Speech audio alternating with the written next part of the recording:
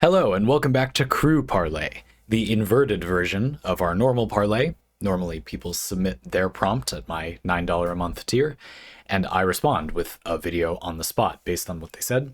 This is the reverse. I submit a prompt, and everybody at the $5 tier can respond. And so this time, my prompt was for December 2024. What's an unusual route you've taken to find a new interest in your life? It might not seem unusual to you. Any experience you've had that led you to a new interest would be interesting to hear about. As for an unusual route to that interest, that might be a bizarre conversation, a sticker or graffito you saw on the street. That's what a single instance of graffiti is called. A radio ad you overheard, a rogue secret Santa gift turned lifelong hobby, etc. What was the route to your weird or unusual interest? Whatever unusual means to you. And we get a few responses. This Crew Parley is still kind of new, and this one only has 2 responses, so I'm going to spend a little longer on them. I wanted to say that I think that that's partly because this is kind of a tricky one, right? It's hard because you might not see it as unusual to yourself, or I would this is kind of mean, but I would guess that some people think that everything they do is unusual and they're really normal people. That is a type that you will encounter in the world if you go looking. I guess I didn't say it in a very mean way, which is good. That's fine. But you will encounter these people who think like things that to people who've thought about the subject are very commonplace, like very not stupid, but just really normal, are out of the ordinary and have a thing about that. My experience is that this is a temporary state of mind. Like, you won't find people get stuck here. You can do it. I believe in you, humanity. But this is not, you actually haven't found anything that interesting yet. Keep going. And I would predict that we probably don't have a lot of those people in the Parley audience. So I was not expecting that. It would be really easy for such a person to express their unusual route to an interest. And I would be interested to hear them. I just think a lot of them would not be very unusual in general to most of the audience, but I think it would still be interesting. What I wanted to hear from this Parley was the route, ideally.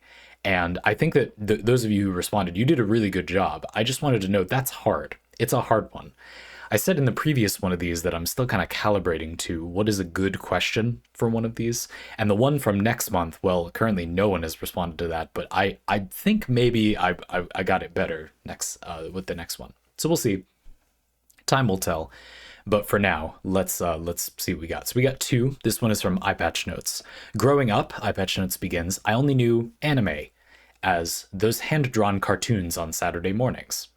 Little did I know that small spark of interest would turn into staying up super late and waking early to catch Adult Swim, Cartoon Network in America, Gone Wild, Gone Sexual. This was how I was introduced to anime as well, through Naruto. Something about the Japanese animation and storytelling style enraptured me more than what I now identify as Western cartoons, your Pokemon versus SpongeBob, or what have you. And so I started digging. What glorious art and narratives lay in seas beyond my own, literally fun, chosen not by corporate TV stations, but my own heart and research. Indeed, what I found was an anime that became the very basis by which I judge all. That anime's name was 11 Eyes, written all as one word, the number 11 and then lowercase eyes. What a edgy, weird name. Here we go. I learned a great many things from 11 Eyes. Terrible things. Starting with, it was actually an adaptation of an eroge, a porn-inclined visual novel. However, there are many things that the me of today could not do without. For example, iPatch Notes says, the eye patch fetish and namesake, that's from this anime. Taste in costume design, preference in instruments and soundtracks, certain plot developments and character dynamics. The anime opening proper has all the desirable traits of lyrical narrative from the iPatch Notes lyrical narrative Parley. As relates to timing the animation to the music, kind of choreography.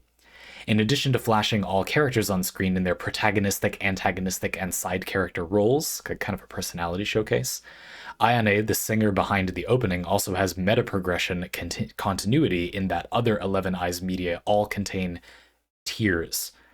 Oh, like the songs or the title. The 11 Eyes anime OP is called Arrival of Tears. The 11 Eyes visual novel opening is called Lunatic Tears. The 11 Eyes Xbox opening is called, I guess, the the game versions of the visual novel is called Endless Tears, and then 11 Eyes PlayStation Portable OP is called The Requiem of Truth. Wait, no, that one doesn't have tears. It just sounds really edgy.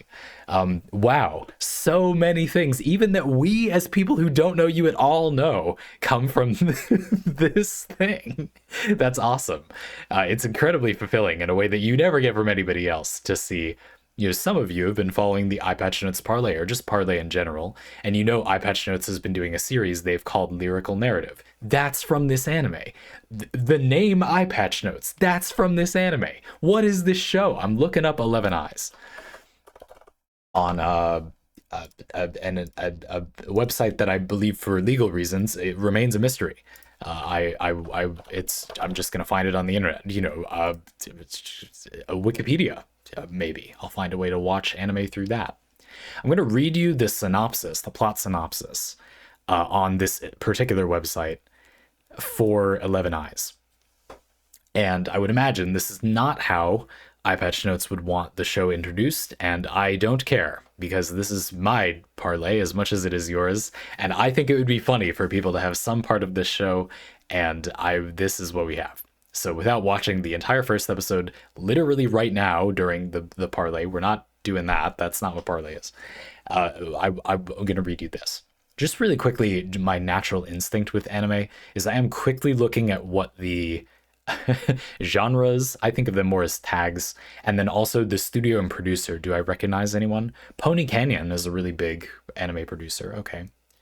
Doga Kobo is not a studio I recognize. The score on my anime list is 6.19, not especially good. The genre tags that this show has on this website are action ecchi, so like porny, fanservice-y, superpower, and supernatural. Yeah, not anything different than what I expected from an eroge visual novel anime adaptation. Here's the synopsis.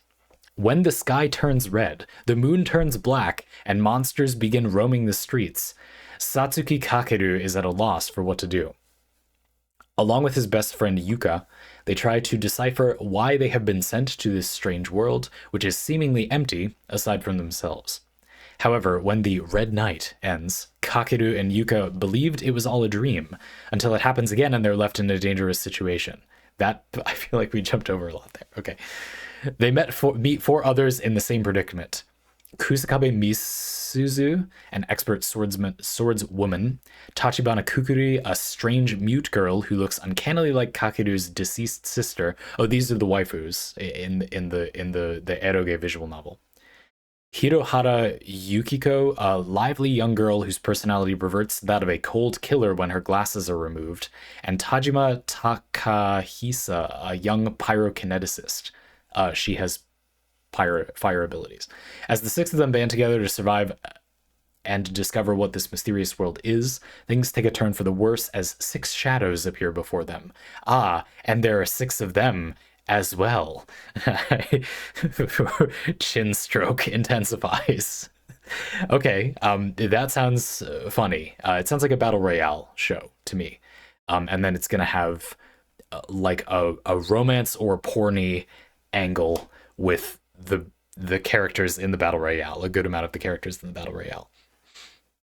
I don't like that Kusakabe Misuzu and it was Tachibana Kukuri, a strange mute girl who looks uncannily like Kakeru's deceased sister. No. Don't do that. Apparently, Eye Patch Notes has previously explained, 11 Eyes is so named because you might have noticed there are 6 main characters, and then 6 shadow, I would assume, versions of them, but we'll have to see. I'm totally gonna watch this. I might drop it, but I'm gonna try watching it. So 11 eyes, 6 people, 11 eyes, 12 eyes. One of them doesn't have one of the eyes. One of them has an eye patch or something, covered up. And there it is, the 11 eyes. Now, why would that? Anyway, we'll have to see. But it could be one of those titles. You know what I mean? Sometimes the title is it's the title, right? Sure. Okay. So interesting. It certainly, you got a pretty big interest in your life through this weird pathway.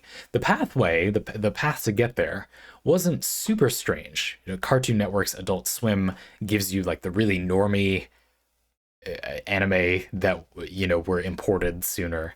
And then I think the weirder thing is that you ended up on such a bizarre anime from Adult Swim. You know what I mean? Me personally, I also started watching anime because of Adult Swim on Cartoon Network. And it was just Naruto.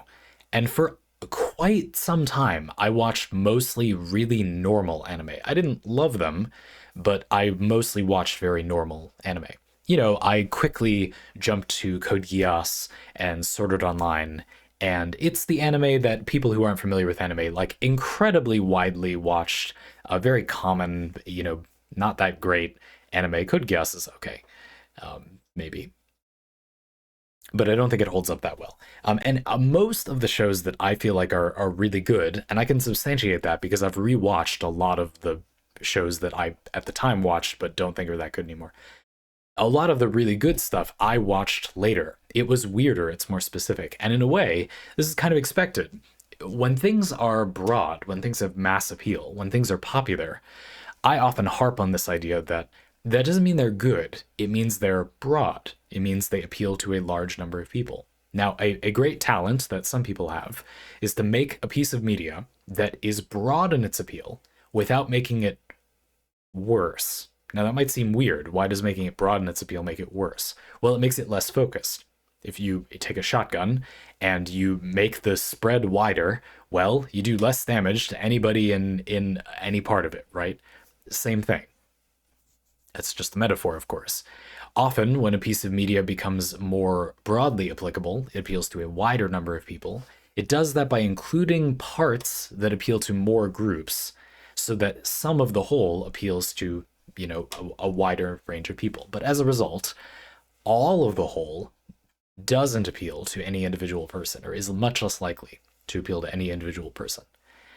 And what I and you will find if you watch more focused media is that they are arguably just better, but they're more narrow. You know, it requires a more specific perspective to enjoy this, but if you have that perspective, it's basically just better. You know, the piece is more focused. It knows what it's about. It isn't about things it's not about. It focuses on its thing. Don't get me wrong, a piece that has wide sweeping themes, I'm not talking about a piece needing to stay in its lane. I'm just saying that if the thing is what it is and doesn't try to be a bunch of other things, hopefully it's easy for you to agree that is better. Again, there are people who have the amazing talent of making something broadly appealing without making it necessarily less focused, and usually this is just very carefully picking your topic. In my mind, CGP Grey, the YouTube channel CGP Grey, is kind of a master of this. He's really, really good at finding topics that you can go deep on in a very focused way, but which are so broad in their appeal, and he's found a way to cover them in a way that retains that broad appeal, that a lot of people will still watch it, even though the video is very focused, or at least I think relatively focused. And that, by and large, is why he is successful. It's not a complicated trick, it's just hard to repeat. That's not easy to do, to come up with ideas like that. But I mean, I have a few in my mind. I've been sitting on a video project for the better part of a year now, because I want other stuff to be in order first. But one of the first big videos I'm going to make once videos are in order, my basic video series are in order, is about gacha games, gachapon games, and how the gachapon system of randomly getting characters as you roll, gamble for characters in the game, weirdly behooves the designer to make good build systems if you have a gacha system, even though those games are often trying to be a cash grab. They don't actually care about good game design, even less than other games sometimes care about that, unfortunately. But they do have good game design because the gacha system kind of forces the designer to care about the build system, and it does make games more fun if you care about the build system and do a good job. There's also this thing where, because the games have broad appeal, they're designed to appeal to a large market. The build system has to be intricate enough to make lots of different units viable in the gacha system, but simple enough that a wide range of people can play it. And the result is often a game that is shockingly well designed in just that one place, despite its incredibly genuinely cash grab focused nature. It's not like it is a gotcha game, but it's actually not that scummy. It's like, no, even the really cash grabby ones, I think, have surprisingly good game designs sometimes, because it kind of behooves them to do that. The gotcha model kind of forces the developer to prioritize the thing they don't care about, maybe, but which they should care about, maybe you could say. And so it puts the emphasis that would benefit the game on that in a very weird way. But if developers aren't willing to do that anyway, then blah, blah, blah. Anyway, you get it. And so, sure, it is the case that having these broad things often makes them, less good. But sometimes it can have hidden benefits, or you can find a topic where it just kind of works. Sure. So what I think is interesting about iPatchNote's progression, you can see where I'm going with this, is you started with Adult Swim and Cartoon Network, very broad appeal, Naruto, Pokemon, whatever was on Adult Swim. Anime, but it sounds like fairly quickly got to something really not as broad in its appeal, especially in like the 90s and early 2000s, which I'm just kind of guessing based on the way you're describing Cartoon Network and other cartoons that you're probably in a similar age bracket to me. And so you probably this happened in the early 2000s, and anime, especially porn inclined visual novel anime adaptations, yeah, definitely were not a thing that people were accepting of or interested in the common consensus, but this was a thing that people knew about in the West. And I'm not saying that that's justified or not. A lot of porn inclined visual novels are boring and uninteresting, but a lot of the time they will use that format, already very specific, to just be specific. We're basically just talking about media theory, like where would you expect to see certain types of themes. And weirdly, I have had the experience that somewhat more, there's this odd divide with like sexy media where you get it as the most bottom of the barrel, they put no effort in, cash grab, it is very base level entertainment. But then the other half is like weirdly quite deep sometimes very oblique, but like goes really deep. That's not necessarily good, but goes down the rabbit hole kind of deep. And I think this is true in a lot of media. You see sex appeal in things that are extremely basic or like really weird. Really weird. And I think that the reason for the really weird thing, that seems odd, right? Like, why would films that are kind of not to do with that, or games that are kind of not to do with that, have all this sexy content in them? Why wouldn't it just be things that are about the sexy content, right? And I think the reason is that they've already narrowed a lot. There is now no benefit to trying to go broad. They can't do that anymore. So they might as well stay focused. Is that accidentally making these pieces of work better by allowing the creator to express?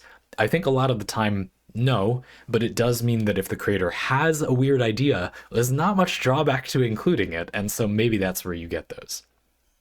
These are people too. If you're going to have a super weird idea for a narrative, and one of the 10 games you wrote a script for or whatever this year as part of your job writing anime game scripts is to write for an eroge game, well, this is the one that's going to have the narrowest audience. Maybe you put your weird idea in here. You got to get it done. It puts dinner on the table. And so maybe that's where you put your weird idea. Do you feel like I'm onto something here? I feel like I'm onto something here. Anyway.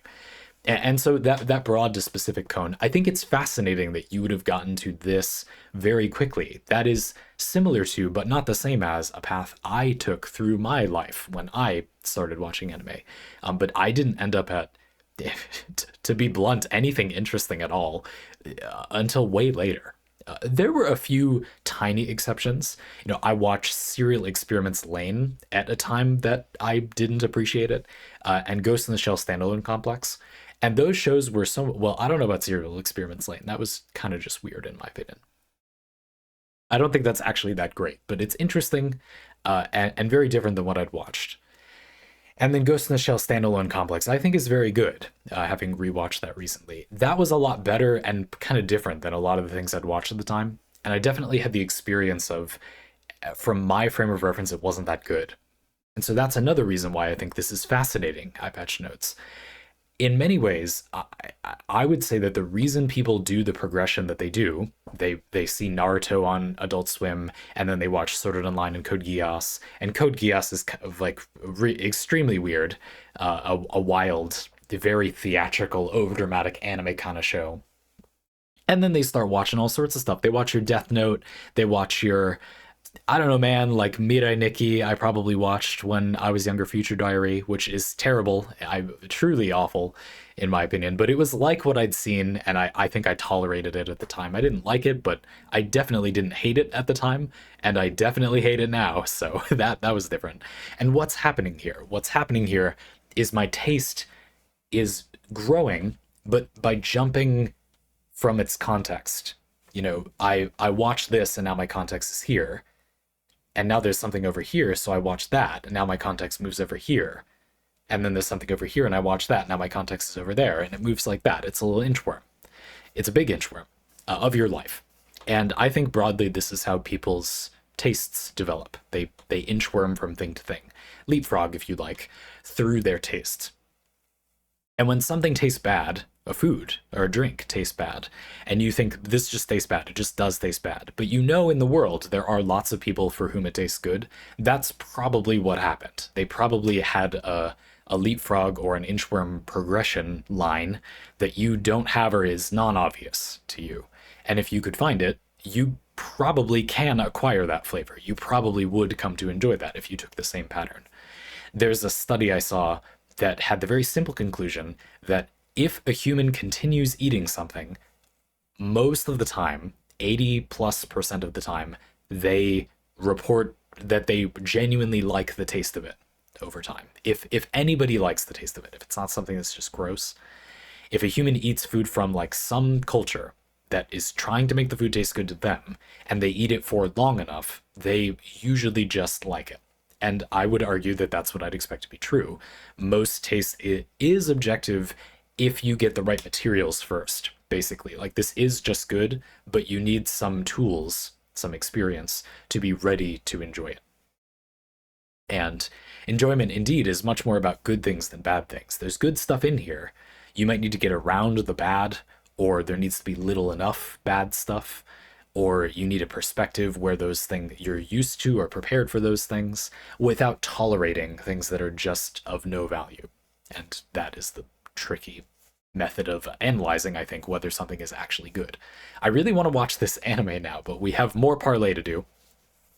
So for now, I'll just say I thought that was very interesting. It's weird to think about how you did that. You see what I mean with the inchworm thing? You did a big inch. Is that an inchworm's movement? An inch? You did that thing is called inching to me.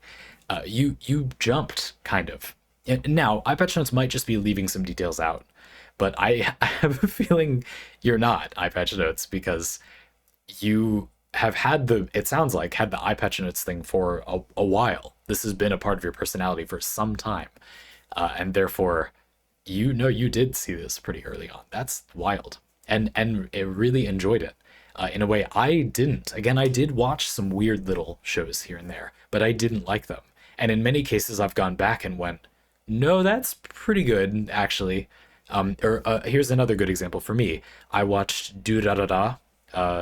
It is how it sounds. I don't know what that means. Durarara with 2 exclamation points. It's usually stylized. Durarara. I watched that when I was a lot younger. That was one of the first things I watched, but I did not like it that much. I guess I had low enough standards that I watched a lot of it. As far as I know, I watched all of it, and there's a lot of it. But I didn't really like it that much. I am rewatching that right now. I just fortuitously happen to be rewatching that right now with my partner, and I think it's pretty good. I don't know what my problem was at the time. I guess I just didn't have the perspective to be enjoying it. And when you read reviews of Durarara, a lot of people say, oh, the beginning is just slow and you have to get into it. And I'll go back to my mainstay of criticism. Anything seems good. Humans get attached to characters they spend a lot of time with. Things getting good, if that takes like a whole season, it isn't any comment about the piece of media. Like, that happens with literally actually all things. Human society exists because humans enjoy the company of others when they spend a lot of time with them to some degree. It isn't saying anything about a piece of media to say it gets good later if that takes any meaningful amount of time. No, it doesn't. Humans are just like that. That is not getting good later. You just don't like it, and that's fine. That's great. That's okay. Durarara does not get good later. It has the narrative style it has from the very first episode, but most people do not like that, and that's okay. They then say it gets good later, and there is action and twists later. And I think a lot of people that honestly just don't have super high standards and want to be part of the conversation more than they want to watch something good. It's their prerogative, but I don't think that's worthwhile either. But fine, that's more of an arguable value. Just stick with it. And that's where those comments come from. The good things about Durarara from a writing perspective, wow, that was easy for me to say, happen at the beginning. Like, it does those things for its entire runtime. The animation quality improves. That's something, though I didn't see any reviews mentioning that, but I didn't read every review. I just read a few as an example. But if people were to say, you know, it gets good later in that sense, yeah. I still think it's an okay looking show early on. So, yeah. I've seen shows that look really bad early on and then they get better later. This is not one of them. So I don't know, but my point is, I think that for Durarara, I needed, first of all, I needed college. I needed to go through college and hate media criticism, but I think I'm good at it. I just hated how other people did. I hated how the English department did it. And looking at that, Durarara is a very, I guess, literary work in my mind, where the writer had writing prompts and structures, and there's like a poetic form to the show. An interesting thing that Durarara does, just as an example, is there's a very large ensemble cast, and this takes place in Ikebukuro, which is like a downtown area in Tokyo, a real downtown area in Tokyo. And we have a large ensemble cast, and it's almost like downtown modern Tokyo. Should I say Game of Thrones as a touch point? Almost. It's not extremely literally like that, but it's that type of show, I guess I would say. A large cast, kind of plot driven, but it's more like trend driven, maybe, if you see what I mean, comparing to Game of Thrones show. And each of the episodes, almost all of the episodes, have a narrative voice as well. We get a lot of what's in characters' heads in this show. And some people might not like that. That's common in reviews. I saw that brought up. And the narrative voice is a member of the cast, like one of the voice actors that is like in the show as a character speaks as the narrator. And I would make the strong argument that the way that the narrator voice is read, they're speaking as their character. It's as if somehow this guy was abstractly made the omniscient narrator of the show for just this episode. That's weird, I know, but that's what they do. That's what the show does. And usually they pick someone not that obvious. So for example, if Ryugamine, one of the main characters, is the focus character for this show, and he's chatting online with people since he just moved to Ikebukuro from like the sticks or whatever.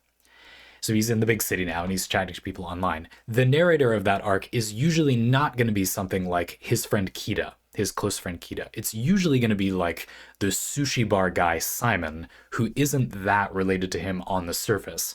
And the narrative choice is going to be about, I think what it's about, is the writer is choosing a person who would have an interesting perspective on this part of this character's life, but in the narrative of the story, they wouldn't be able to know those things. So wouldn't it be interesting as a narrative device if we just saw what they thought? And they don't diegetically in the world of the story actually know these things. It's just a device for telling the story in an interesting way. That's weird, I know. The narrator changes to a godlike version of one of the characters periodically. That's strange, I understand when you put it that way, but I think it's cool. At the time, I thought it was annoying, and indeed, there are plenty of reviews where people say, does the narration stop? It's like, no man, that's what the show does. It stops a little bit, that's true. But I mean, no, it's going to be part of that's what the show is. That's the writing gimmick. You don't like the form, and that's okay. It's not an objectively good thing to like the show, but I do. I think it's cool. Go watch Durarara. I don't know. You might have a good time. Maybe give it like one episode to settle in. Because again, it is a show with a large ensemble cast, but I would strongly assert that if you don't like have fun with episodes 1 and 2, you don't need to wait for it to like get good later. That's not really true of anything, and it's especially not true of this. Like, the show is gonna be like that. Okay, I'll get off my high horse. That wasn't even really Eye Patch Notice's thing. That was just inspired by that. But we have time this month because there's only one more thing. But I want to give that as much time as I need to too. So let's move on. Eye Patch Notes, thank you for sharing this really interesting, kind of fun reveal about a thing about how you came to some of your interests that we know from just being the Parley audience. Like, just lay people know about you now. That's fun. Thank you for telling us that. And I'm totally going to watch 11 Eyes. Or again, I might drop it, but after 10 to 5 minutes. But Pistol Whip, welcome aboard. Our other response of this month, let's read. Pistol Whip says, I had a similar experience. Oh, similar in what way? Okay. Anime was something I knew existed, but didn't invest myself in. Then, one Christmas, I decided to ask for some box sets, the first physical media I would come to own. Finally, I would be able to watch an entire show on my own terms, instead of adhering to a broadcast schedule. As it happened, both of those shows carried a message that younger me needed to hear at that time. That sentimental connection is what deepened my investment in the medium, which has continued to this day. I'm really excited to hear what these two shows are, or should I say, I was very excited when I was at this part of the parlay. I know what one of them is from a previous conversation with you, but then the second one is King of Braves Gao Gai Gar, which was the subject of one of my first parlays. That's why it rang a bell. To be overly blunt, it's the story of how courage can overcome negative emotions like despair, fear, and anger. That might sound like something that should have been obvious to younger me, but the message was appreciated all the same. It's not an uncommon theme in a lot of shows too, and of course, like it's still a nice thing to see in humanity. And the second was the ever-popular Neon Genesis Evangelion. I gather that you mean the original anime adaptation with the ending where they ran out of money, that run, and not the movies, but it depends on your age. I think you mean the original run. The series had its ups and downs, but ultimately the message was, even if you hate yourself, you can still learn to love yourself. That was something I definitely struggled with at the time. Sure, I would argue that is one of the stronger themes of the show. Nice. I've watched, read, and played through many more stories in the intervening years, and through it all, those two stories remain closest to my heart. Anime is very seldom a matter of pure entertainment for me. I try to look for something deeper, and that attitude is applied to other aspects of my life, too. So thank you to whoever it was that bought me those box sets. They changed my life in a way that I couldn't have predicted at the time. Sure, I mean, it's also interesting to look at how a show that you watched earlier can have a knock-on effect for what you enjoy going forward. For example, I mentioned earlier that I watched Code Geass really early in my time watching anime. And at the time, I really, really liked it. Having rewatched it since, I don't think it holds up. I think it's pretty average. Sorry, Code Geass. It's not bad. You might still have fun, but I just don't think it's that great. If you were to look at the ratings on my anime list, I would argue Code Geass is a little overrated, but that doesn't mean it's... People really react strongly to overrated. That doesn't mean it's bad. I just think it's not nearly as good as a lot of the other shows near it. At the most enjoyment it might give someone. It's a little too broad in a way that is negative for it, if you like. And Neon Genesis Evangelion is a show that I might also level a kind of similar critique at. I think the interesting thing about Evangelion is that, to me, is that it's a show that hits a lot of different like kind of confluence points at the same time. It was at a time when a wave of people were kind of getting into anime. It's a mecha show, which was one of the early, like culturally, internationally successful forms of anime. A lot of early anime fans, it was mecha shows. And so it was a mecha show. It is, I think, for a good amount of its runtime, a really good-looking show. This is ironic because Evangelion is famous for running out of money at the end of its production.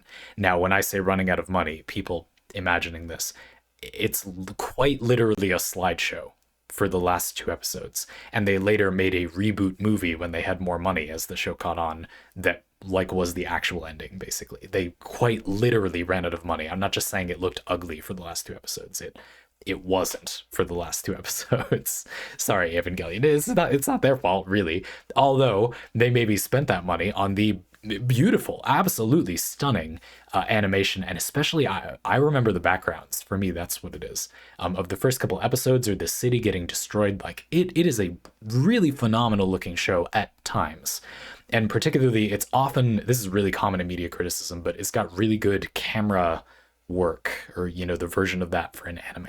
The angles and framing of shots is often really interesting. The person doing that was cooking. It's a cool show artistically. So a time when a lot of people are getting into anime, it is the type of show they were getting into on the surface. We'll get back to that. It's kind of objectively pretty, sort of like how a video game might market itself effectively by having good graphics, a thing so simple it feels like everyone can enjoy. Don't totally agree with that, but you see what I mean. I think it's a very beautiful anime, at least at the beginning, and so that's going to get people into it. It's weird. It's a weird one, though, and I think that's also a thing. You remember the inchworm of taste progress from before? Well, we have a show where it's a mecha show. It is, and it is. It's a Monster of the Week show. It is those things, but it's like a character drama, and there are mechas. Now, there are other mecha shows that are like that. A good amount of Gundam is like that, for example. Like it's not that weird, I guess, but it's like a very psychologically strange show. It's like a psychological horror at times, but in mechas. Gundam is often a character drama in mechas, but like a normal character drama, like a very straightforward, these are characters it's a rom-com on American television, but they're in mechas. Like that, it's a normal character drama, I punched my microphone. Evangelion is not a normal character drama in mechas. It's a weirdo character drama in mechas. And it has some animeisms, I think, that are not the typical ones. Like the type of fan service in Evangelion strikes me as more, this is really weird to say, but I guess like rustic. I wouldn't describe it as a show with a lot of like sexy content or fan service as much as just a like awkwardly mature content show. And I wouldn't describe a lot of the silliness as being slapstick. For example, there's a memorable fight where Asuka, is it Asuka's introduction? It's like the second fight with her. They introduce another mecha pilot partway through the show, Asuka, and she and Shinji like fail fight on aircraft carriers, and then they sync up. They have a training arc or whatever. They play some Twister. They literally play some Twister, and then there's a scene where they beat the angel, the enemy they have to fight, by doing like a synchronized gymnastics-esque series of combo attacks. And that is a little ridiculous on the surface. Now, the mechas in Evangelion are more lithe. It's easier to imagine them doing that than the clunky tank with feet that is the Gundam series a lot of the time, just as a similar touch point. But at the same time, I mean, it looks cool and is played serious. The people that are manning the aircraft carrier don't laugh at Asuka and Shinji doing like gymnastics flips and stuff while fighting the angel. They think it's badass. It's framed as being like, this is what they did. This is the form of combat for them. And indeed, like, great, that's awesome. It's not played for laughs, but it is a little absurd, the genre term absurd, not absurd like that's stupid to put in the show. I just mean from a theme perspective. That is a little bit abstract, you know what I mean? A reality where this is how you fight the world-ending threat, is by, doing synchronized gymnastics inside of bio mechas. Like, is that what's happening? And that would go on if you watch other weird mecha shows like this. That would go on to become very popular. I don't know why. The like dancing in mechas / like an activity that you couldn't realistically do inside of a mecha, but like that being the whole thing for the show, has gone on to be really popular as a theme. Some examples would be IGPX, Immortal Grand Prix, where they kind of like rail grind, roller coaster like track at supersonic speeds in mechas, but you can fight each other. It's Mario Kart, but with serious mechas. Mm, and then something like Star Driver, for example, where a little island community with one local school that's super insular secretly has a secret society of mecha users that do this to show that they're part of the gang together, and the whole reality pauses while everybody in the school watches the mecha fight while everyone wears uh, masquerade masks. Like what? But that's from Evangelion, kind of a little bit, and so it's interesting to see the kind of lineage of that show. I will be completely honest that I don't totally remember why I started this tangent, but the point is, it's easy to see why Evangelion was popular to the people that was there. I do remember why. Of course, I remember why I had this tangent. That was just for drama. I always remembered. It's because, but it sticks with you. I kind of get that, Pistol Whip. There are shows where there are things that are good about Evangelion, and there are things that are bad about Evangelion. But for you, it sounds like what you're saying is it's attained kind of a further status from that. And I would definitely say that's true for me about some shows that I gather that you still have a positive feeling about Evangelion now. I don't really think Code Geass is good anymore, but I still feel like that has still left a mark on me. I've already set it up. Code Geass, I believe, is the origin of the BAM thing from Star Driver, because that's what Lelouch does when he uses his Geass to mind control people. He just does it in a slightly different way, more sexual way, perhaps accidentally, with his eye. And then he gets it's mechas, but he's a calculating general, but he gets mind control. Is the basic plot of Code Geass. David versus Goliath, defeat the overbearing evil empire with mechas. It's kind of a tactician style show, but he has the ability to mind control people he makes eye contact with. That is I don't know why that's there, but that's what it is, for better or worse. It has some Death Note in there as well, I think, personally. It's like if Light in Death Note had a mecha, well, that would have went very differently.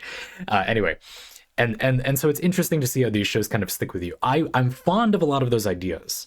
Where I'm going with this whole thing is my relationship to that kind of show, Code Geass, Sword Art Online is another good example. You know, I want trapped in a video game, you die in the game, you die in real life. I want that, but this one's bad. Like, I want you could do a good version, and I want that. Or really, it's broad, and I want a narrow version of that. And there have been some, but I don't like any of them. I like some of them okay. The beginning of Log Horizon is kind of all right, and Shangri-La Frontier, that was recommended by the audience recently. That's fun. I'm kind of losing it in season 2 actually, but I think season 1 is very strong, so we'll see where it goes. Yeah, that's neat. That's not really the same thing, but it's similar. And I like those kind of because I don't find Sword Art Online adequate, but I have attached, whether I like it or not, it is a thing that was a growing moment for me. But it's bad. But it's bad though, and I want a good version of that thing to kind of move to move house to.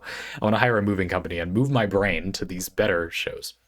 Evangelion, you could then argue, is an example of a show that is like good enough that you just might not feel that way. I don't know, and I won't further speculate, but I would rather have my childhood be living there than in Code Geass, or whatever. But for me, my relationship with these has often been that they're like something to be one-upped, and they will be one-upped, because the idea is being honed by the industry. Now, Evangelion continues to be a funny example where, okay, but like, do I think that the examples I gave of, Star Driver, for example, is that better? Is that an advancement of Evangelion? No, that's a side road. It's not trying to do the same thing but more. It's trying to do something even weirder, I would argue. That's not necessarily better. Things can't really be better anyway. But you get what I'm trying to say. The idea that there's these things that you kind of attach yourself to when you're younger, and then what is your relationship to them as you get older? I'll reread part of what you wrote, Pistol Whip. I've watched, read, and played through many more stories in the intervening years, and through it all, those 2 stories remain closest to my heart. Anime is very seldom a matter of pure entertainment for me. I try to look for something deeper, and that attitude is applied to other aspects of my life too. Of course, I mean, I relate to that very strongly in that very little of anything that I do is there purely for its utility. It can add other stuff. There's a kind of writerly interest I have in do da da da as I've been rewatching it. I've been kind of getting back into writing lately as well, so that's part of why I'm enjoying it a little more than I otherwise would. I recently started watching Mecha Arms, which is by a new studio, and it's really interesting to see their style showing itself. They are taking a lot of inspiration from a lot of other studios that I know, and so it's interesting to see what are they doing that is different, that is theirs, and how is their story inspired by things I've seen, like Studio Trigger and what's that? Alchemy, Armored Alchemist, Buso Renkin, is a really old show that the girl in Mecha Arms that has the two Mecha Arms under her like biker shorts, like she is the girl from Armored Alchemist. They're totally referencing that, and I happen to know that, so that's been interesting in its own way. But I don't think that is why I like them. You know what I mean? Like for me, it's still interesting for it to be that the heart of the show is just really good, and I have my own things I enjoy and associate with them. Basically, I'm interrogating this idea. It's interesting reading the way you've described it. It feels like you, if I were to ask you, Pistol Whip, you would place the importance of the additional associations higher than the entertainment value of the show or the piece of media. And I wouldn't. I don't know why, now that I bring it up. That's interesting. I guess it's because I feel like I could be getting that other stuff. I could see other stuff in the show with almost anything, basically. And so I want it to be that this is just a really good one also, and that's maybe more important to me. And I feel like I'm the source of these other fulfillments, so I don't care that much about that when I'm looking at the show. I want the show to be really good, and then also, I vibe with it in some way. In the first place, there are tons and tons of good pieces of media. That's kind of not necessary anymore. Recently I've been really down on this thing where people care about the length of games or like the marketing, or how well known the developer is of games. And I think this is over and is a mistake and is not a relevant thing to think about in humanity anymore. I believe we as humanity are kind of post needing to vet your entertainment in that way. There is enough good entertainment that the game doesn't have to be long. There are infinite games that are good enough that you would be having a great time that are free. So it doesn't matter if the game is, you buy a game, you shouldn't care what length it is. It's good for it to be short, not long. It doesn't need to be long so that you have entertainment for your money. In the 90s, you went to GameStop, you got your one game with your allowance, and that was the game you had. And so you wanted it to be long because that meant you got more game. I believe this is well and truly over. That's gone. You, with very little, arguably almost no money, you can quite easily have infinite good entertainment. So it's not, and the games that are more expensive are definitely not better. They might be better in some ways, they might be different, but they're definitely not unilaterally superior. And so, free-to-play games are often really good quality, for example. And so that's kind of done. And in the same way, I feel like that means you can afford to increase your standards if you like a genre, for example. You've been playing the Call of Duty games. You would prefer other games that are out there, I assure you. And they exist much more than they existed previously. Now in history, it's a lot easier to find those games than it was in the past. And a lot of them have been out for a long time, so they're even discounted. You could probably buy Titanfall 2 in its campaign for like $5 on sale sometimes. I don't know, that's just a random example. And I guarantee that people who have played through those would by and large really enjoy Titanfall 2. It's not that different, and yet it, is good, I think, well designed. It's a snappy, quick, fun campaign. It's kind of basic. You might be bored if you enjoy, Tribes Ascend, that game with the skiing and the shooting and the not hit scan shooting. It's hard. Imagine you ski with rocket launchers and that's your way to kill people. It was a challenge, but a fun challenge. So it's maybe a little basic, but you get what I'm trying to say. There's enough of these things that are out there that you don't really need like more of them. Thus, you can afford to be more choosy. Now, I could see somebody taking that and saying, well, Zandy, that means I'm just going to be attached to what I'm attached to. There's a ton of fish in the sea, but this one is mine. Yeah, I guess I get that. That's the one that was special to you in some way. But I can't help but feel that we're now in a place where in the past you might have said, well, like I did say, oh, it was Evangelion that inspired these things. That was the one thing that mostly inspired these trends. Whereas nowadays, I would say, if you were to look at roguelikes in video games, for example, I would argue that to say that the modern roguelike trend has been propelled by one game, even Rogue, the game that roguelike is named after, is inaccurate. I feel like the industry is big enough now, humanity's media complex is big enough now, that there just isn't one or even a few things that can be accredited to that. It's something a lot of the industry realized at a relatively similar time and quickly adopted. And suddenly there were a bunch. Now people are gonna point to Dead Cells and Hades and yeah, I'm sure The Binding of Isaac, and I'm sure other games I haven't thought of. I know, but I'm just saying even then it was so easy to pick up 3 examples that I think almost nobody would argue with. And I'm sure you could think of a dozen more. You know, people listening can probably think of, oh, this is the game that started the roguelike genre. I'm just making the point that because we're all thinking of different ones, and you probably acknowledge that mine are at least kind of reasonable. Yeah, so there is a wide variety. You see what I'm saying? And thus, you can afford to say, this is the thing I want. I want a roguelike gameplay loop. But the baseline level of how good or specific to my taste that will be is much higher, can be much higher than it was before. And so I think that people are not necessarily more discerning gamers than they were in the past. But it would be interesting to see if the piece of media that people attach to as they grow up or whatever would be something they like more or something better nowadays. Probably not, because of the interim of taste.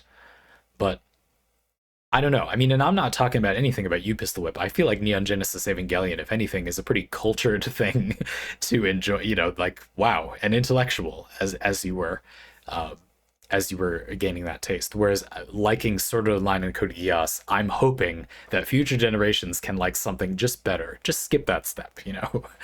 But to some extent, that's not how it works. You kind of can't skip the steps. I don't know. Well, yeah, I mean that was a ramble. A ranty pants, huh? I like the idea of you getting a box set being a way that you enjoyed them too. Definitely that's something I've gotten into now. I'm in a rhythm where my partner and I, without communicating at all, kind of just stopped watching shows as they come out. And we're always a season behind and we can binge watch the show. We usually watch 2 episodes in a row every night or like most weeknights. So when I say binge watch, not like the whole show in one go, not a marathon, but not 1 episode a week, which I think improves so many shows. Like, it can be even a little difficult to critique this show was something people watched as it came out. How does it feel if you don't watch it that way? That's even kind of hard sometimes as a result. But I think a lot of shows, it heavily benefits the show if you can watch it like that. So I find it totally relatable that for you, again, very discerning in your formative years, got a box set of the show, and that was for you when it clicked that you got to watch the whole show on your own terms instead of adhering to a broadcast schedule. Like that, very not what I did at all, but very relatable. And indeed, the box set of show thing was more of a thing. It was less easy to just find it on the internet, and so it was more common that you would want the physical show so you could watch it. That's still a thing now, of course, but yeah. And as you said, I didn't really talk about these at all because I think they're just nice, normal, good lessons, somewhat as you said. But the idea that overcoming negative emotions with courage, being brave, and that even if you hate yourself, you can learn to love yourself is a good message. Is not. I don't have anything to add. I think that's lovely. That's something maybe I didn't accept at the time too. I just want to note, I don't want to play you up too much, Pistol Whip, but I do want to say that I think it takes some merit yourself to be able to accept that advice. I think at the time I would have been frustrated if someone had said that to me when I was in high school, and I was pretty depressed and upset with myself, as a lot of people were at that time in their life. I would have gotten mad if you had tried to tell me this, and maybe Evangelion would have been a way to tell me it that I would have accepted. But apropos of nothing, I happened to have watched Evangelion for the first time much later in my life, when I was maybe 25, I guess. It's been a while, but it was still fairly recent. It was the beginning of my modern way of thinking about games. So, yeah, that's interesting. What you said about I try to look for something deeper, and that attitude is applied to other aspects of my life too, is definitely haunting me a little bit. I want to say a little bit more about that, but it's going to end up being a ramble, so I'm going to cut it short. But I do want to say a little bit about it. That to some extent, this comment makes me feel like, I see you. That seems obvious to me, but I know other people don't always do that. And that's fine. It's okay for something to be just entertainment. I also think that the something else, the something deeper, personally, I take some contention with deeper. Sometimes I feel like, well, it's not that maybe I'm putting too much weight on deeper being better. It's just that I am telling my story by associating with the thing. I guess that's my perspective on the subject. And that I want to do things for me when I consume them. I'm not saying that I want the entertainment value to be prioritized more because I think that's more important. Just that I'm going to be there regardless. A timeline where I watch 11 Eyes next, and a timeline where I watch, what's a show I'm almost sure I will not like? Anyway, something I just think is terrible in every way, rather than interesting because of context that exists. Oh, I recently tried rewatching Another. There's an anime called Another, and I dropped it because it was so unbelievably dry for episode 1 that I just didn't keep going. It was trying to build dramatic tension, and I think completely miserably failing. I thought it was really boring, but it was on my list as something I watched years ago. And I tried to rewatch it, and I didn't find it valuable. A timeline where I force myself to watch that anyway would also be interesting. I'm there no matter what. That deeper thing is there no matter what. And for me, my response has then been to care about the thing itself a lot, rather than the thing coming from me, because there will always be something from me. This coming from the guy who, for a living, answers any question that people propose in, a 45-minute on average video. So maybe that's not surprising to hear me say. Of course, I'm going to have something to say no matter what. And I'm not saying that doesn't mean that picking the specific thing isn't valuable. That's exactly what I'm saying is valuable. Just that there would be something of value to me, even if I watched Another, which I thought was dry and boring, because I went through the experience of watching something dry and boring, and sometimes that's the ingredient I want. So, I don't know, I mean, in a way, Pistol Whip, I'm talking myself in circles. Now that I say it that way, I guess I figured out what I was trying to figure out. What you said now sounds like what I'm saying. Anime is very seldom a matter of pure entertainment for me. I try to look for something... Pause on that word for a sec, and then that attitude is applied to other aspects of my life too. Now it sounds like what I was saying. Maybe we agree about this. I think I might just be nitpicking the word deeper, and there's nothing really wrong with you kind of do mean deeper. Huh. Anyway, I just think that's interesting. And when Pistol Whip says, it's seldom a matter of pure entertainment, I try to look for something deeper, I worry maybe that other people have a tendency to eye roll, and I think, no, I mean, there's something going on there. I just think it's more complicated than that, maybe, for me. And that is a way to think about it. So I hope that doesn't put words in your mouth at all. I mean, I literally read your words, so I hope that those are there. And then maybe what I'm thinking is different. But I feel like I kind of understand better now. That feeling that when you consume a thing in your life, when you're arting or, experiencing entertainment, it's about something else rather than just the thing itself. I mean, to be blunt, I think that for a lot of people, it's not even really about something I would call entertainment. A lot of people just consume media because they want to feel like they are part of a community. They don't even necessarily want to talk in a community about that thing. They don't necessarily enjoy the piece of media. I would argue that when the the normie of the world, and if this is you, audience member, you're welcome here. That's fine. But when you, the normals, watch the sports ball game, it's okay if you like watching sports. That's fine. I just don't know anything about it. I mean, of course I do, but I never do this, and it sounds banal to me. But when people do this, they are using the game being on as an excuse to have a social gathering. Yes, there are plenty of people who are engaged in the sport, like the rules of the sport, the competition of the thing, of course. And I actually find that part a little bit interesting, personally. But I believe that the institution comes from an anxiety about there being nothing on rather than the entertainment itself. Then there would be the entertainment itself, I guess in the sports ball example, like engaging in the sports. And then there would be your own human thing that you're bringing to it. I would consider those three separate things. And then this one is just not valuable at all. You should just get over it. That's a maturity thing. And then there's caring about the entertainment itself, cool. And then there's sort of what you're bringing to it. Interesting, just good to keep in mind this isn't coming from this. This is you. This is the entertainment.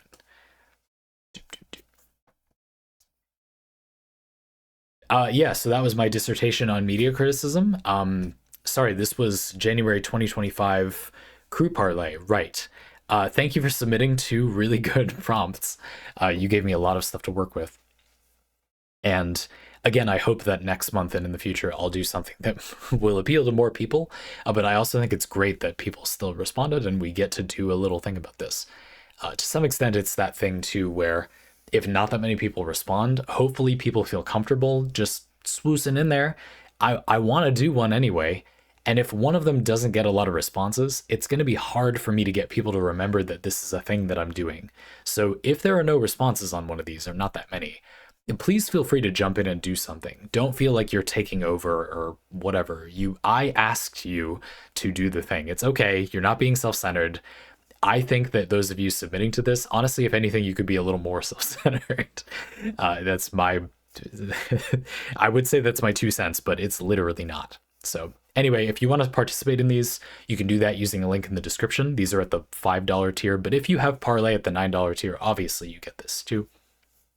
For my $5 tier, I do people on Twitch as well. So if you're a Twitch Prime sub, that's the same as the $5 tier, and I treat it as equivalent. As long as your Twitch and your Discord are linked, you should have access to this as well. And there's a lot of Twitch Prime people. That's the biggest group of people supporting. So those of you, you can chime in on this if you want to. It's in the Crew Parley channel on the Discord. If you need any help finding it, please let me know. Looking forward to the next one, folks. Talk to you soon.